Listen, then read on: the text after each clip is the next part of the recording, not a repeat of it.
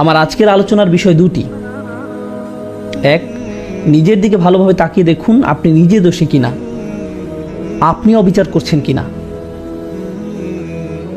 দুই, নাকি আপনার উপরই কোনো অবিচার করা হচ্ছে। আপনার উপর অনেক বিষয় নির্ভর করে।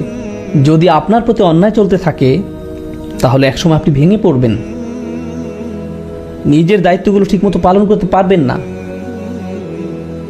সুতরাং অন্যকে খুশি করা নিয়ে দুশ্চিন্তা করবেন না।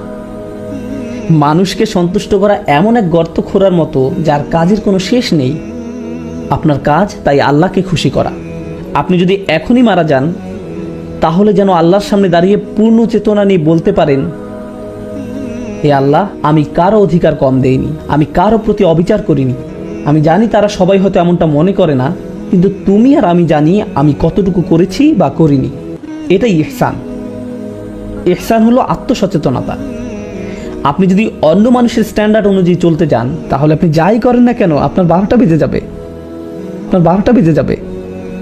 আমাদের মা বাবারা হয়তো এমন পরিবেশে বড় হয়েছেন যে আপনি হয়তো কোনো হাসপাতালে কার্ডিয়াক সার্জারির হেড, বা আপনি হয়তো আপনার ভাই বোনদের মধ্যে সবচেয়ে ভালো, কিন্তু তাও তারা বলবে তোমার কাছ থেকে আমি আরো বেশি আশা করেছিলাম।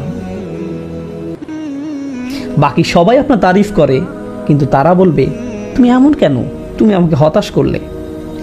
কোনো কিছুই যথেষ্ট হবে না।